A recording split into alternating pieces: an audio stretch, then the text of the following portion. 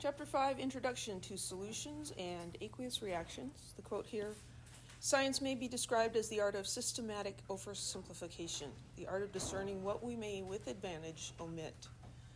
So this is especially true in Chem 1A, where we have the luxury of just leaving out some of the inconvenient inconsistencies and just looking at the things that follow the rules mostly. We've learned about solutions, and so now we need to learn about solution concentrations. Solutions are important because many chemical reactions occur in aqueous solutions, where we have reactants or products that are dissolved in water. So a solution really is just a homogeneous mixture of two or more substances. There are two parts to the solution. There is the solvent, which if it's an aqueous solution, the solvent is water. Generally, the solvent is the one that's present in greater amount or is the liquid. And this solute is whatever part is present in lesser amount. There can be more than one solute. You can have a whole bunch of different solutes. And the amount of solute is variable. So we can talk about qualitative descriptions of concentration. We can say something is dilute or concentrated. So a dilute solution is going to have a small amount of solute, and a concentrated solution is going to have a large amount of solute. And so we see this in, consumer products like cleaning supplies, right? So you can buy like Mrs. Meyer's cleaning spray, right, in the bottle, but then you can also buy a refill bottle that's more concentrated. And so you just pour a little bit of that into the spray bottle and you add a bunch of water. It's a concentrated solution, and then you just dilute it by adding water. Costs less to ship because they don't have to ship you all the water, which you have anyway, right? And you can store it better as well.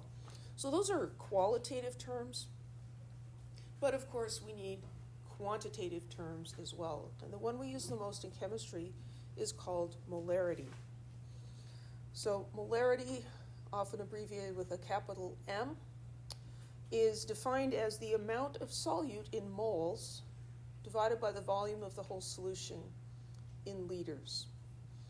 And so really this capital M is an abbreviation for moles per liter. So if we say we have a 2.0 capital M solution, that's 2.0 moles per liter. And this is something that students forget a lot. And then you try to cancel out units and you're like, I don't have anything to cancel out this capital M with.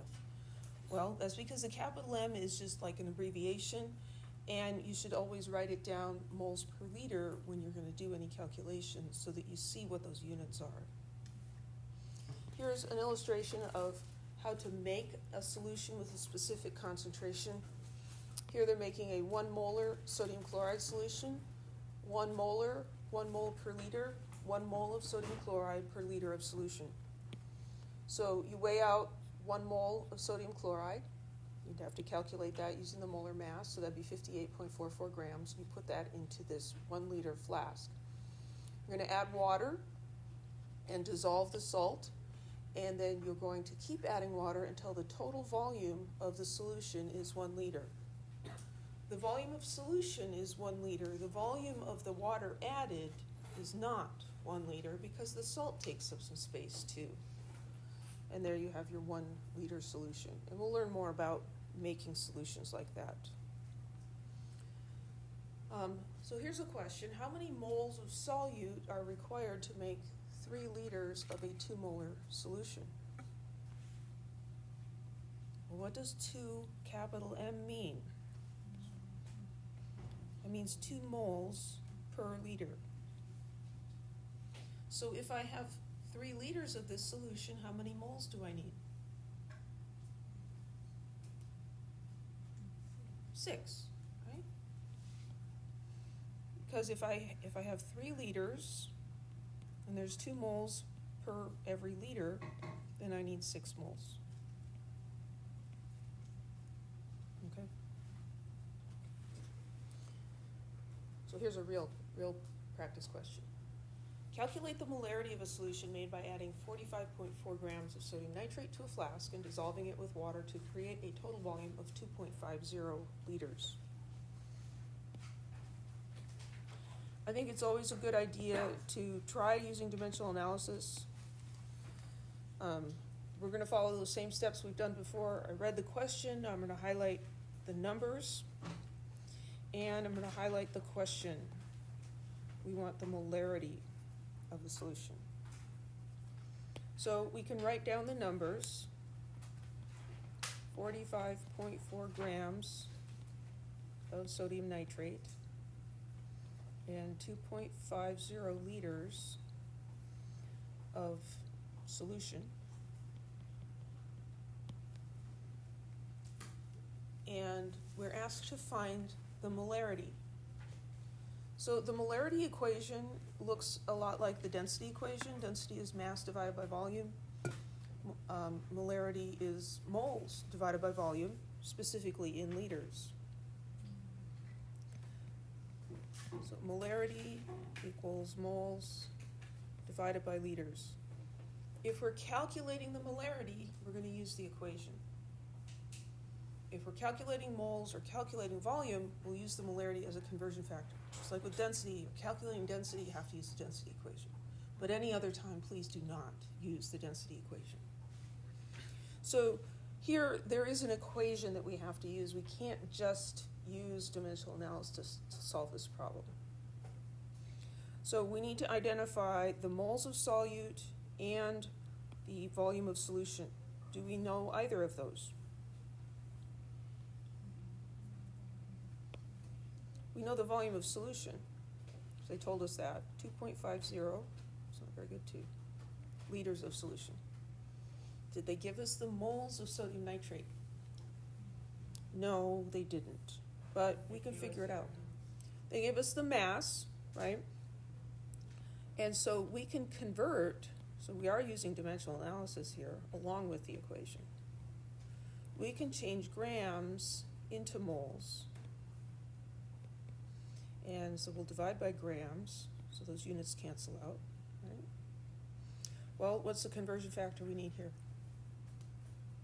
1 mole. 1 mole, and then we need the molar mass of sodium nitrate, right? So we have to calculate that. 22.99 plus 14.01 plus 3 times 16.00.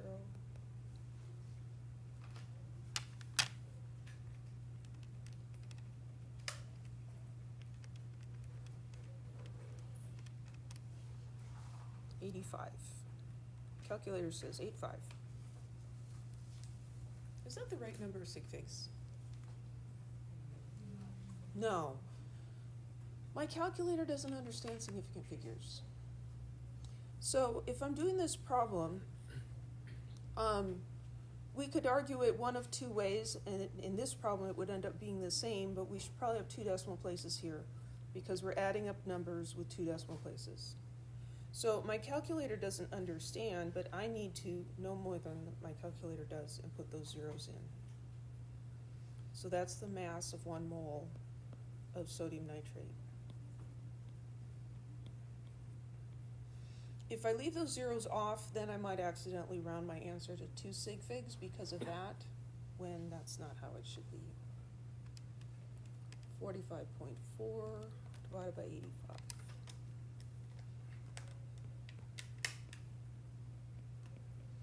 My starting number had 3 sig figs, so the ending number should have 3 sig figs. And I'm going to write down 2 extra digits because this is not my final answer. So we want to avoid any rounding errors. So now this number is what goes in the numerator. That's the number of moles.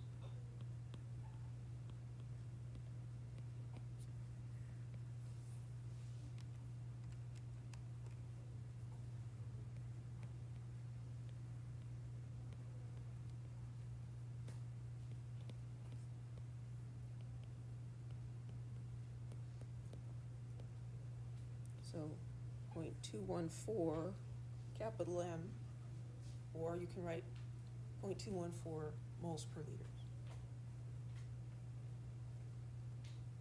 Any questions?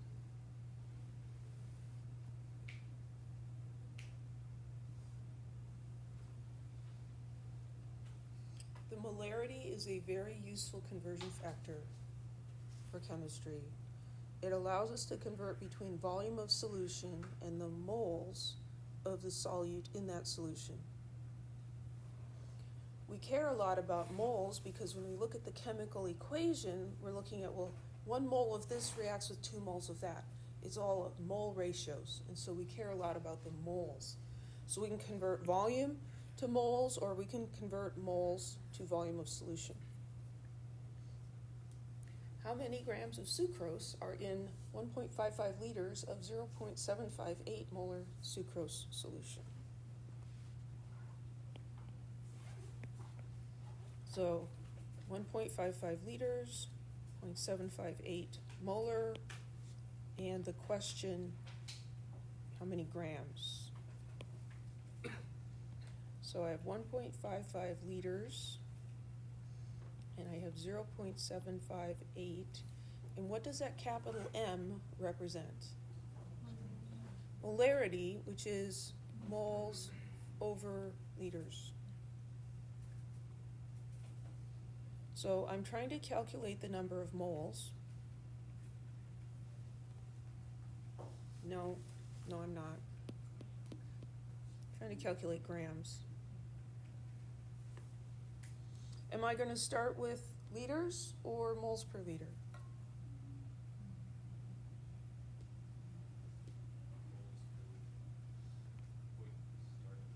Start with. So this one we could start with. We could start with this one, but this one also could be a conversion factor, couldn't it? To go between moles and liters. This one can't be a conversion factor, it's just liters. So this is the one we're going to start with. So we're going to go from liters to something to grams. This allows us to convert between moles and liters. So we could use this to go from liters to moles. And then can we go from moles to grams? Sure we can. Just put that over there.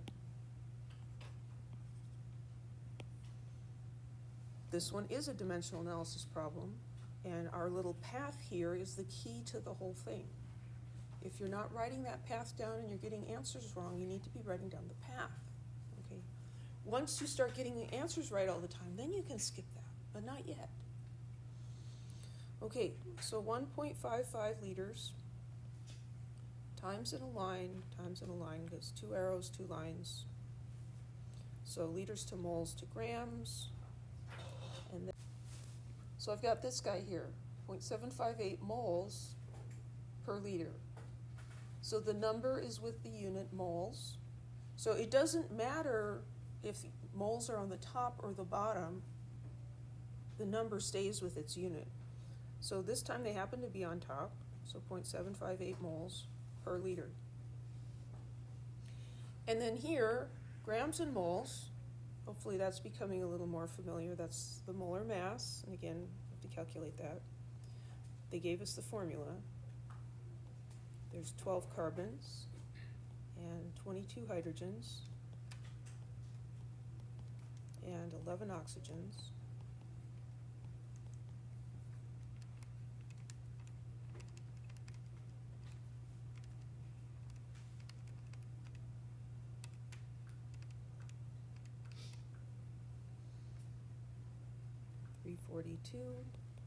.296 grams is equal to 1 mole for that compound. So 342.296 grams is equal to 1 mole.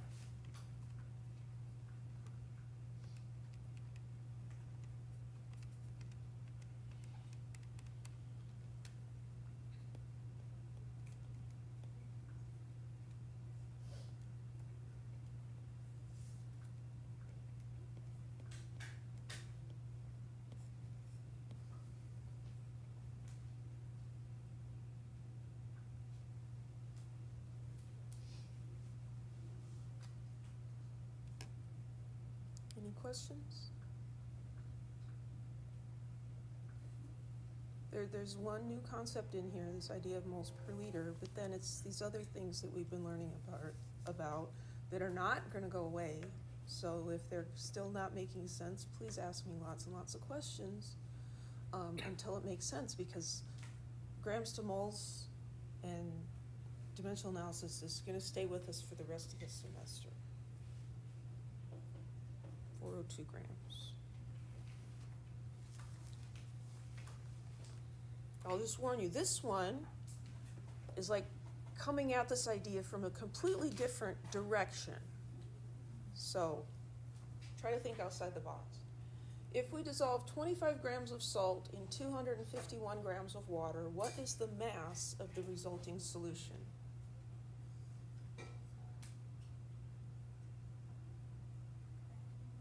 Add them up. Yeah, that's all.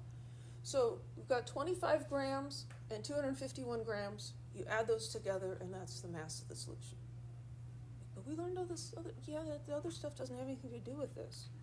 So it's 276. Those questions that seem too easy are always really tricky, right? It can't be that easy. Sometimes it is. We often have solutions stored in the stock room, and we call them stock solutions. They're in stock, right? And those are more concentrated. And then when we want to make a more dilute solution, we take that concentrated solution and we dilute it. Kind of like with the cleaning products, right? You've got the refill in your pantry, and you go take a little bit of that and you dilute it when you need it, right? So we do the same thing with reagents in chemistry. What's important to understand here is that when you dilute something, the amount of solute doesn't change. You're only changing the volume of the solution. So let's maybe switch it up and think about orange juice. This is another example of concentrated, right? So orange juice concentrate, right, in the freezer, by this little can, right? And then you take it home and you put the can into a big pitcher and you put all the orange goodness in here and you add water. Is there any more or less orange stuff in here than there was in this little can? No, it all went in there and it all stays in there. We don't get any more, we don't lose any, but we're changing the volume by adding a bunch of water, right? So now, the volume's going to be bigger. Is that going to cause the concentration to change? Yes, the concentration goes down, the volume goes up. But the amount of stuff is the same. So the amount of stuff, the amount of solute in moles is equal to the concentration times the volume. So if we have the concentration in moles per liter and we multiply by the volume in liters, that gives us the moles. So the moles that we get from the concentrated solution is going to equal the moles that are present in the dilute solution. And so we get this equation, M1V1 equals M2V2.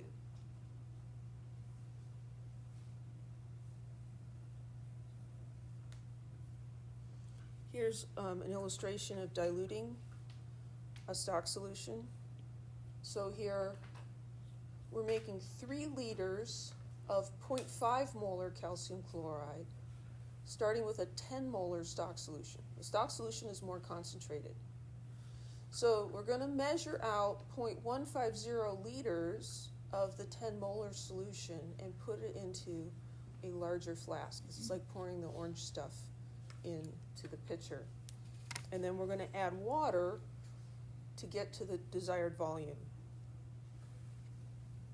So if we look at the moles of substance present, if we have 0.150 liters of 10 moles per liter stock solution, then that's 1.50 moles of stuff, right? Calcium chloride. That's what we started with. And then when we end, now we've got 3 liters of 0.500 moles per liter. And when we multiply that, we also get 1.50 moles of calcium chloride. So the volume has gone up, the concentration has gone down, but the amount of solute stays the same. And that's why that equation works. M1V1 equals M2V2. To what volume in milliliters should you dilute 100 milliliters of a 5 molar calcium chloride solution to obtain a 0.750 molar calcium chloride solution? So same substance that we were looking at in that illustration, but some different numbers. So our equation, M1V1 equals M2V2.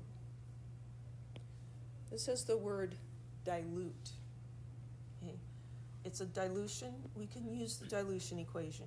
Students tend to like this equation and they want to use it all over the place. You can only use it for dilution.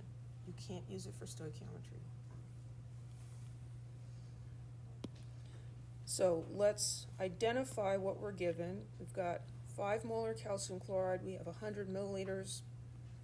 We have 0.750 molar calcium chloride, and they're asking us for a volume in milliliters.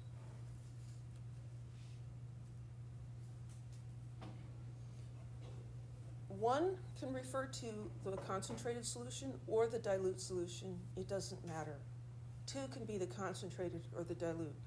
But it's important that you get the volume and the concentration matched up correctly.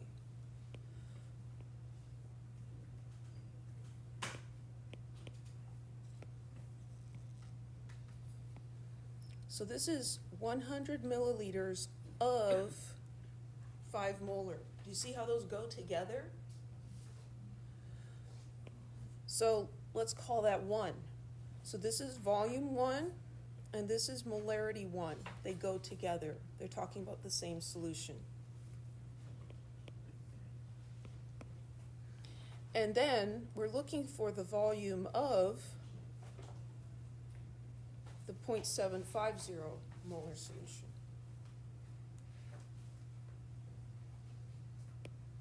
So there we've got volume 2 and molarity 2. So volume 1 is 100 milliliters. Molarity 1 is 5.00 moles per liter. Molarity 2 is 0.750 moles per liter. And volume 2 is what we're trying to find.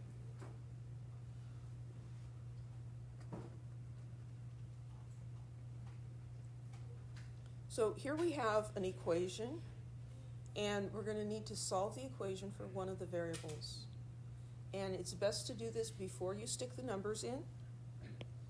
We are trying to find volume 2. That's what we're searching for. So I want to get volume 2 by itself on one side of the equal sign. This is algebra, and there is some algebra in chemistry. I know some of you don't like algebra, but we can at least have a truce with algebra and get through this, okay? So I'm going to do the same thing to both sides so it's still equal. And then I did that so that the second molarity cancels out. So volume 2 is going to equal molarity 1 times volume 1 divided by molarity 2. Now I'm going to stick the numbers in there with their units. So molarity 1 was 5 moles per liter, and volume 1 was 100 milliliters. And then we're going to divide by molarity 2, which is 0.750 moles per liter.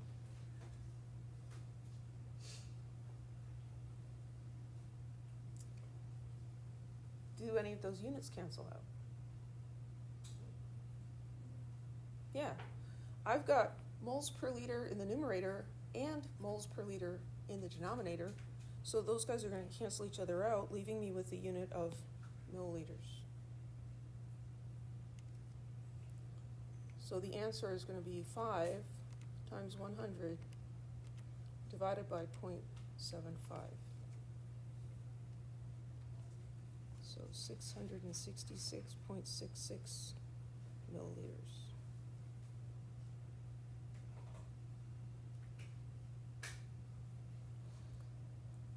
So I took 100 milliliters of this, and I'm making a more dilute solution. Does that mean so the concentration's going down? Is the volume going to go up or down? When you put the orange stuff into the pitcher and you add water, does the volume get bigger or smaller? It gets bigger. So the volume needs to go up, right? And so here my volume went up, and so that's encouraging. It's no guarantee that I got it right, but if it goes in the other direction, then you messed up somewhere rearranging your equation. So I should have 3 sig figs, and so I'm going to say 667 milliliters.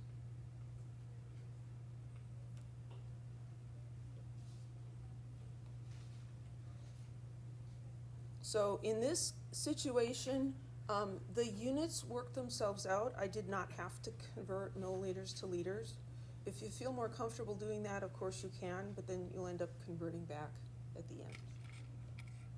Any questions?